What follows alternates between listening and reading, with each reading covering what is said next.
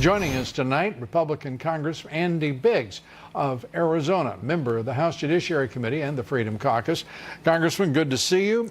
Let's start with what is going on at the FBI and the Justice Department. This has become, in my opinion, a horrible tragedy, but it is also an infuriating level of corruption that is being allowed to stand at the FBI, at the top leadership of the FBI, and at the Department of Justice. One has no idea why Jeff Sessions is still Attorney General. Rod Rosenstein, obviously so corrupt and conflicted, along with the man he put in the job, Bob Mueller, also severely conflicted. Yeah, well, you've got this stench from the swamp that just kind of is wafted up and is just sitting there. I mean, let's look at Peter Strzok, for instance. Here's a guy that flaunted every rule of the FBI, and then he's in the HR department. I guess that's because they figure if he knows how to get around all the rules, then maybe he's the guy to have there.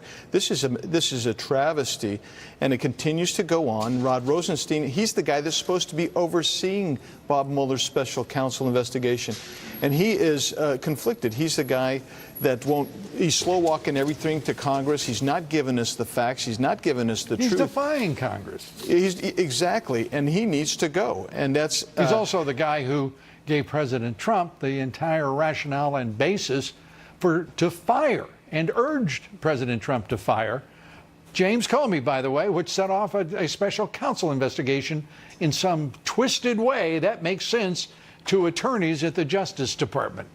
Yeah, that's exactly right. It's a twisted thing that goes here. But I mean, why did Rosenstein do it? Because I got to believe that he had some ambition of his own.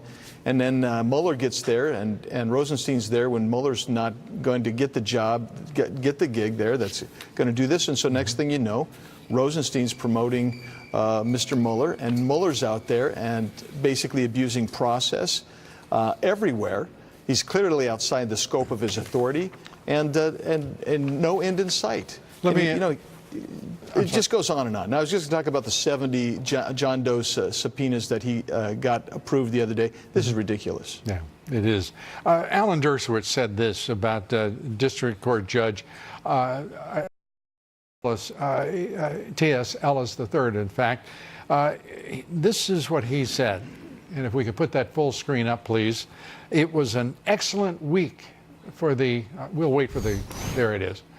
It was an excellent week for the Constitution and for all Americans, because a federal judge made it clear that no one, not even the special counsel, is above the law and beyond scrutiny by our system of checks and balances. I happen to think that Dershowitz has it exactly right. We have yet to see how Judge Ellis will rule, but he certainly gave the Justice Department's special counsel a real reason, one would think, to assess whether or not they have abused power and to what extent. Well, Lou, you and I, as rational beings, if we got lectured by a judge like that, we would probably reassess our actions and make course corrections. I just don't think that that's going to go on in the Mueller investigation. I think that they know already that they're beyond their scope. They know already that they're abusing power, and this is the type of corruption that has got to go. And this is widespread in the federal judiciary, where they're abusing their power. And now you've got the highest law enforcement and special counsel abusing their power. And thank goodness for finally a judge coming in forth and saying, you're out of line and you're an embarrassment. And I'm just not sure that the Mueller team's going to get that. I mean, they're partisan hacks.